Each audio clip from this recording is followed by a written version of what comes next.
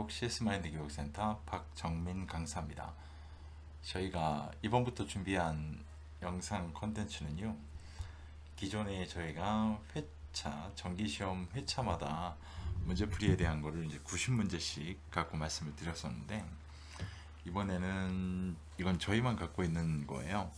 챕터별로 출제가 되는 문제의 단원별로 문제들을 따로 뽑아놓은 문제집이 있는데, 그 문제집에 대해서 조금은 실제 좀 직관적으로 판서를 하면서 어떻게 푸는 방법에 대한 거를 설명을 드리도록 하겠습니다. 그래서 뭐 CS 개론은 총 6장, 전략론은 7장, 실무론은 7장 이렇게 돼 있어서 총 20개 장이 될 거고요.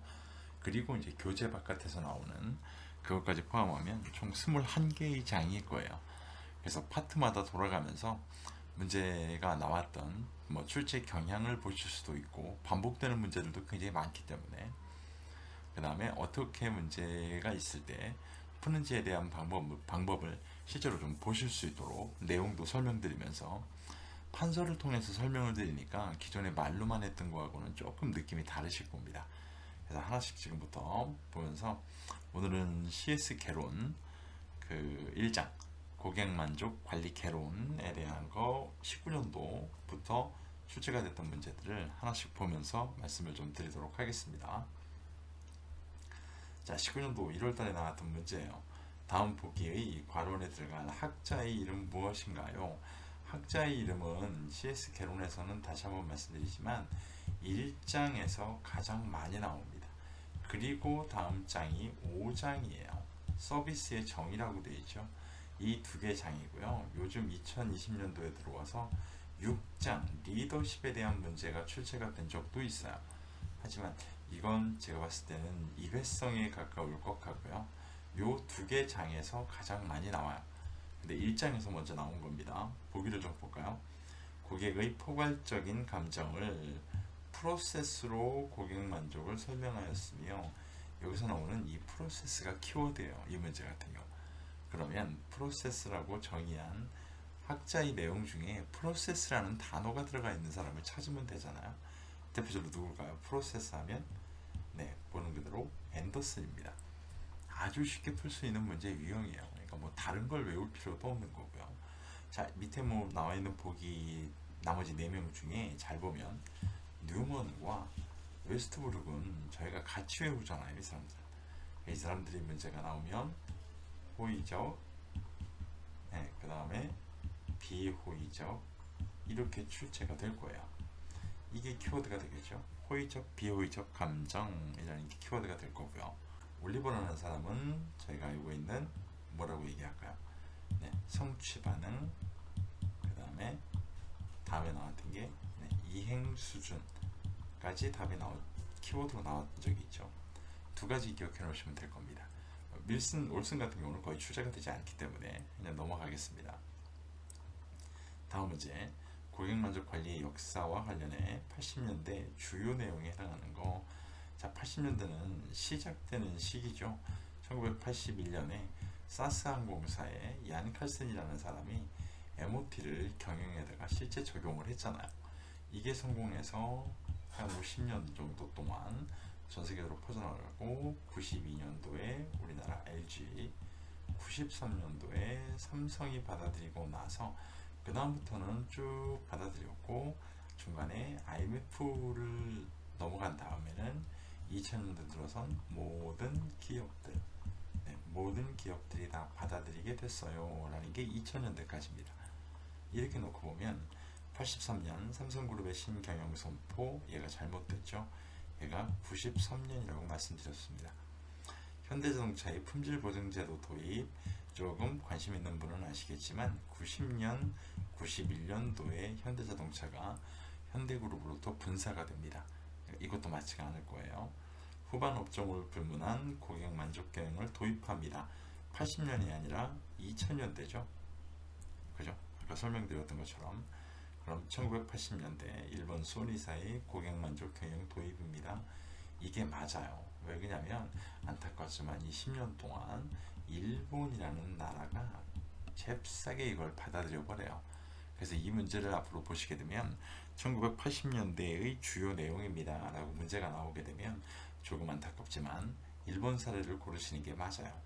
82년이 아니라 92년이죠. LG 같은 경우는.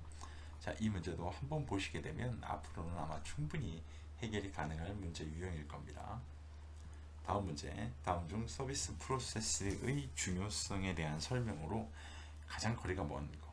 자, 서비스 프로세스의 중요성이라고 지금 얘기를 하고 있어요. 이 프로세스의 중요성이라고 하는 관점은 저희가 꼭 보셔야 되는 것 중에 한 가지 내용이고요. 보기를 한번 보시는 게 맞아요. 자, 그럼 고객이 체험하는 서비스 전달 시스템은 고객이 서비스를 판단하는 중요한 증거가 됩니다. 이것 때문에 맞는 거죠. 네, 왜 그러냐면 직원으로부터 전달되는 거에 대해서 서비스를 판단하기 때문에. 2번, 프로세스의 단계와 전달자의 처리 능력은 고객에게 가시적으로 드러나지 않는다. 아니요, 저희가 배우신 비분리성만 생각해 보셔도요, 이걸 다른 말로 동시성이라고 부르잖아요. 그러니까 결국 지금 고객 앞에서 직원이 하는 행동이 그대로 보여요. 그래서 가시적으로 드러나지 않아요. 얘가 잘못된 설명이죠. 2번 내용이 잘못되어 있는 겁니다. 이렇기 때문에 이런 문제 같은 경우는요, 조금만 읽어보셔도 충분히 해결이 가능한 문제 유형이기도 합니다. 다음 문제 한번 볼게요. 데이비드 마이스터가 제시한 대기관리의 기본 원칙, 대기관리의 기본 원칙은 총 8가지가 있습니다. 이 8가지를 알고 계십니까? 라고 지금 물어보는 거고요. 공정한 대기 시간이 더 길게 느껴집니다. 이럴까요? 공정한 대기 시간이 더 길게 느껴진다? 아니죠. 이건 공정한이 아니라 불공정한이 돼야 돼요. 불공정한 대기 시간이 더 길게 느껴질 수밖에 없어요. 왜 그러냐면 내 순서가 됐는데 지금 아무도 안 하잖아요. 그죠? 그러니까 그 관점으로 이해를 하시게 되면 1번이 잘못되어 있는 답이에요. 나머지 것들은 다 맞는 설명이죠. 전부 다. 그죠? 아주 간단하게 풀 수 있는 문제 유형이었습니다. 다음 문제, 서비스 접점의 유형 중 서비스 품질을 파악하고 판단하기가 가장 복잡한 유형이라고 얘기하거든요. 가장 복잡한 유형. 아시겠지만 서비스 접점의 유형은요, 3가지가 있어요. 첫 번째로 원격 접점이 있죠. 이거 저희가 알고 있는 ATM기가 대표적인 거. 그 다음에 있는 게 전화 접점이에요. 전화 접점은 아시겠지만 가변성이 너무 심해요. 변한다는 얘기죠. 그 다음에 대면 접점이에요. 자, 이게 뭐예요? 가장 복잡한 유형이에요. 네, 간단히 생각하면 왜 복잡할까요? 네, 비언어가 포함되어서 그래요. 비언어가 포함돼서 복잡한 유형이에요. 그러면 원격, 전화, 대면 어떤 걸까요? 네, 대면 접점이 답일 겁니다. PC본 다이어그램의 작성 단계별 흐름에서 가장 마지막 단계를 물어보고 있어요. 단계별 흐름은 아시는 것처럼 총 5단계예요. 자, 5단계인데 이 문제를 풀 때 가장 쉬운 전제 조건이 하나 있어요. 불만을 가진 사람이 우리에게 이야기를 하고 갈까요? 네, 불만을 가진 사람은 우리에게 절대로 이야기하고 가지를 않아요. 이야기하고 가지 않는다는 얘기는 저희가 알 수가 없죠. 불만을 가진 파트를. 자, 그러면 첫 번째는 뭐 해야 될까요? 네, 왜 마음이 삐진 거야? 라는 걸 찾으셔야 되잖아요. 왜 기분 나빠하는 거야? 그러면 첫 단계가 문제의 명확한 정의죠. 얘가 첫 번째 단계가 될 거예요. 자, 그렇게 원인이 뭐야? 라고 하면 그 다음번에 뭐 할까요? 큰 거부터 찾아야 되잖아요. 네, 뭐 때문에 도대체 삐진 거야? 라고 되다 보니까 문제의 주요 원인 범주화. 큰 덩어리죠, 덩어리. 자, 범주화를 했는데 잘 보세요. 큰 덩어리를 찾았으면 다음 단계가 대부분 뭐라고 생각하실까요? 네, 잘게 부숴야 된다고 생각하시잖아요. 잘게 잘라야 됩니다. 그러다 보니까 그렇게 되면 5번이 답일 수밖에 없는 거예요. 5번이 답이 아니라 5번이 순서라고 생각할 수밖에 없어요. 하지만 아까 이야기하고 가지 않는다라고 했잖아요. 그렇게 되면 잠재원인 브레인스토밍이 세 번째 단계죠. 그 다음에 덩어리를 만들었으니까 어떻게 해요? 세부사항 검토를 하셔야겠죠. 자, 이렇게까지 찾아가면 마지막에 가면 어떻게 될까요? 아, 이것 때문에 마음이 상했나 보다. 이것 때문에 불만족이 나왔나 보네. 근본 원인 확인이라는 게 만들어질 겁니다. 그죠? 이래서 이 5단계예요. 가장 쉽게 생각할 수 있는. 꼭 기억하세요. 패시본 다이어그램의 단계별 흐름에 대해서는 삐진 사람이, 불만족 갖고 있는 사람이 우리에게 이야기하고 가지 않습니다. 라는 전제 조건을 꼭 기억하셔야 됩니다. 다음 문제. 다음 중 품질 기능 전개의 장점에 대한 설명으로 가장 올바르지 않은 거. 자, QFD 같은 경우는요. QFD라고 걸어지면 가장 키워드가 뭐예요? 네, 고객의 관점이에요. 고객의 관점. 고객의 관점으로 했습니다. 라고 되어 있는 이 키워드는 무조건 기억하고 계셔야죠. 자, 이랬을 때 고객의 관점이 되니까 어떻게 될까요? 거의 모든 것들이 효과에 나오는 것들이 다 감소하게 되어 있어요. 감소. 네, 조금 이거 말고 특이했던 게 뭐가 있죠? 문서화가 가능해요. 문서화. 그 다음에 향상되는 게 있을 거 아니에요. 향상되는 건 팀워크가 향상된다 라고 되어 있고요. 마지막으로 네가 원하는 대로 해주니까 고객 만족이 향상됩니다. 이렇게 연결할 수 있는 문제거든요. 자, 그러면 1번 제품 및 서비스에 대한 팀의 공통된 의견을 도출할 수 있는 체계적인 시스템을 제공해 줍니다. 맞죠? 그죠? 맞아요. 그러면 2번을 볼까요? 제한된 신제품 및 신서비스의 우선순위 결정을 위한 체계적인 도구다. 우선순위 결정? 이것도 맞아요. 왜 이런 걸 유추할 수 있냐면 고객 관점으로 지금 하니까요. 3번 제품 및 서비스에 대한 품질 목표와 사업 목표 결정에 도움을 준다. 이것도 맞죠. 4번 제품 회수 기간을 증가시킨다. 아까 옆에 설명드릴 때 증가되는 건 뭐밖에 없다고요? 네, 팀워크와 고객 만족밖에 없다니까요. 그러면 4번이 잘못되어 있는 설명입니다. 네, 이런 문제 같은 경우는 한번 기억을 좀 해 두시길 바랍니다. 다음 문제, 고객 만족과 관련해 다음 보기 괄호 안에 들어갈 내용으로 알맞을 거. 자, 올리버 나오죠? 올리버. 아까 저희 1번 문제에서 올리버 뭐 했었습니까? 네, 성취, 반응, 그 다음에 이행, 수준 두 가지가 키워드였어요. 만족의 개념에 대하여 만족 있는 소비자의 뭐뭐로 판단합니다 라고 하면 답은 성취, 반응이었습니다. 앞에서 문제를 풀고 오니까 그 다음 번 문제부터는 너무 쉽게 넘어가죠. 그러니까 이것 때문에 저희가 챕터별로 나눠놓은 거예요. 공정성 이론의 공정성 분류 중 도출 결과의 공정성 얘기하거든요.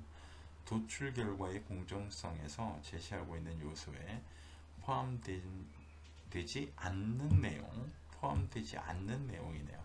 자, 그러면 이 중에서 세 가지 요소가 뭐가 있을까요? 첫 번째, 네.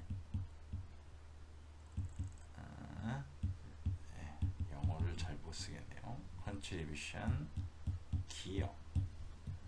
그 다음에 needs, 자, 필요 또는 뭐 욕구라고 볼 수도 있고 필요. 그 다음에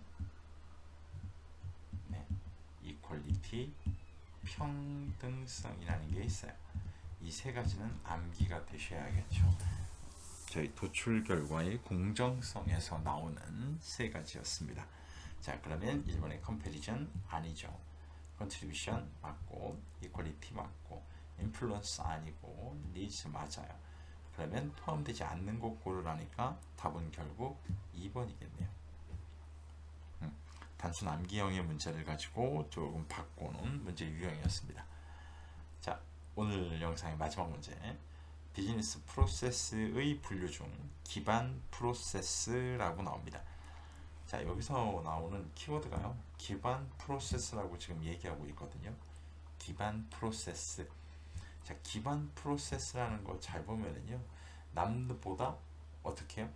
네, 뛰어나지 않더라도 남보다는 뛰어나지 않더라도 고객이 바라는 가장 기본적인 걸 제공해 줘야 돼요 라는 게 기본 프로세스죠.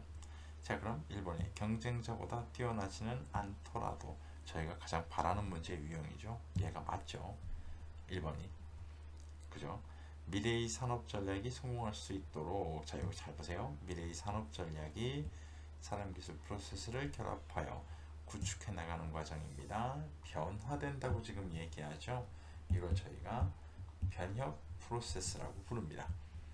조직이 영위하는 사업 영역에서 경쟁자보다 뛰어나게는 저희가 경쟁 프로세스, 변화하는 고객의 니즈와 기술적 변화에 맞추어 조직의 지속적인 경쟁 우위 확보를 위해 경쟁 우위 확보, 경쟁 프로세스. 프로세스 초점이 고객 만족에 있으며 기대 수준과 대비하여 판단이 가능합니다. 이게 뭘까요? 네, 경쟁 프로세스가 돼 있죠. 4번 같은 경우는 설명이 잘못됐죠. 이거 말고 변화한다고 나오니까 얘는 경쟁 프로세스보다는 얘는 변혁 프로세스라고 보는 게 훨씬 더 맞는 설명이죠. 그죠? 이렇게 저처럼 아무 의미 없이 그냥 한 특정 단어만 딱 보고 그냥 이거야 판단해버리면 안 되는 경우가 있다는 겁니다. 분명히 알고 계셔야 됩니다. 자, 이렇게 풀어보면 답은 1번이었습니다. 이렇게 긴 문제도 키워드 하나만 갖고 계시면 충분히 해결이 가능한 문제의 유형입니다. 다음번 문제풀이 영상은요, 오늘은 이게 테스트로 한번 해보는 건데 영상이 조금 이상하더라도 그냥 공유는 하겠습니다. 그 이유는 다른 건 없어요. 여러분의 보시는 분들이 혹시 반응이 어떠신지를 한번 볼 필요가 있는 것 같고요. 다음번 영상은 CS 개론 2장 영상을 갖고 시작하겠습니다. 그러니까 CS 개론 1장에 11번부터 하지 않습니다. 21개를 돌아서 다시 돌아올 거예요. 네, 전체적으로 좀 보여드릴 필요가 있기 때문에 이렇게 보시면 될 것 같고요. 이 영상을 보시고도 난 설명하는데 조금 어려움이 있다라고 생각하시면 네이버에서 박정민 강사를 검색을 좀 하세요.